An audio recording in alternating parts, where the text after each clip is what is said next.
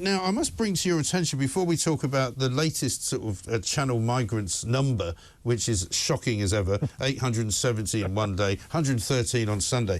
I was struck by a story this weekend, I don't know if you saw, about the numbers of people making a fortune from the migrant business, because you and I have discussed this as well many times, that there are plenty of people on this side of the channel who are absolutely coining it in. And the Mail on Sunday did a piece where they sort of named loads of people. I'm not particularly interested in the individuals themselves, but you've got an ex-travel agent who's now become a tycoon based in some part of the country where they run Calder conferences, contracted by the Home Office to organise accommodation for asylum seekers. I don't know what their take is, but, you know, it's quite substantial. We've got the guy that runs Britannia Hotels. We've got a guy that runs Clear Springs Ready Homes, a company that holds exclusive contracts to house asylum seekers across southern England.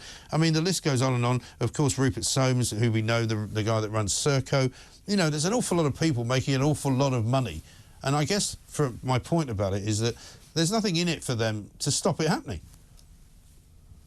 No, there isn't. I remember initially looking at this particular point with you and some of your colleagues in the beginning of 2021, when I made it clear that at that time the government had a contract in place worth $4 billion over 10 years with 3 particular companies.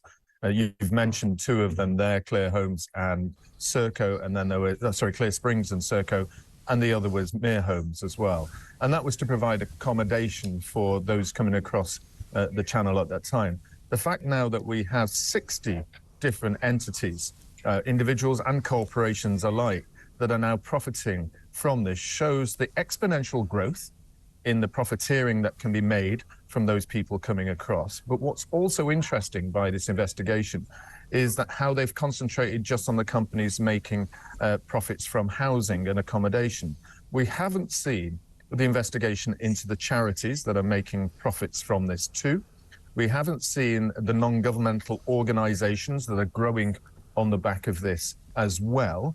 And I haven't seen a full investigation, although we've had a partial investigation following the kind of highlighting of 1 or 2 solicitors who are doing disingenuous and illegal activities, providing advice to immigrants. So we have an industry now that this year is looking to be making money from the 8 to 9 billion that we are spending on asylum and immigration. Yes, and I mean the whole system is tilting ever more favourably towards people coming here, isn't it? Because we know from a story we did with Richard Tice a while back that, you know, the questioning of these people as they come in is entirely ridiculous. They've now kind of actually cut the numbers in terms of how much time is taken to do it, and you might as well not bother having a process, it would seem, at all, would you? Well, we've certainly seen a speeding up. And I mean, Rishi Sunak is incredibly proud of the fact that he's sped up the numbers of people being granted asylum, over 20,000, he said last year, just under the UN convention. But what I think is incredibly important to note for figures, and your own listeners will be aware of the fact that we've had 5 million people enter this country in 10 years. That's an enormous number. But last year alone, under this Conservative government, we had the city the size of Coventry. That's the 11th largest city in this country. And that's how many people came in. 175,000 from asylum and immigration on that point. 164,000 from dependents, just at students from university.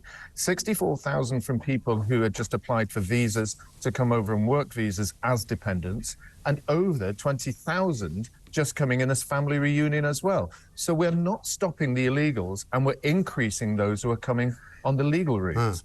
I mean, it's lovely that we're uniting so many families in this country, isn't it? I mean, what on earth is going on? You know, people say, oh, but we've got a duty to save these people who are in terrible trouble in parts of the world where, you know, life is not very nice. Well, fine. I mean, even if you want to make that argument, I don't necessarily accept it, but even if you want to make that argument, that doesn't guarantee that just because you've left that country to come to get a better life, you can then bring loads of other people with you who happen to be also there as members of your family. Because, first of all, I would be very suspicious that they even are members of the same family, you know, knowing the human nature that we know, you know, but I imagine the Home Office just takes their word for it. Well, there is a very clear process that the people do take their word for it, and there's little investigation. And even if they didn't, even if they are rejected, as 15,000 were last year, they're never deported or never removed unless it's from a criminal case scenario. So we know that once they're here, they stay here. I think the very intriguing point and why you're getting this incredible frustration in the polls where people are saying they've lost trust in the immigration and asylum process. They've lost trust in any of the political parties to be able to control legal and illegal migration. Why you're seeing a growth in people suggesting that they should take their own actions into their own hands in the waters of the Channel, just as they're doing with ULEZ, is that people no longer believe that the government will do what they say, or even are attempting to do what they say. They're trying to hide it behind a wall of sophisticated language and confusing figures. And people on the ground are actually seeing what's happening to them. And that's very, very dangerous, I believe, for our democratic process.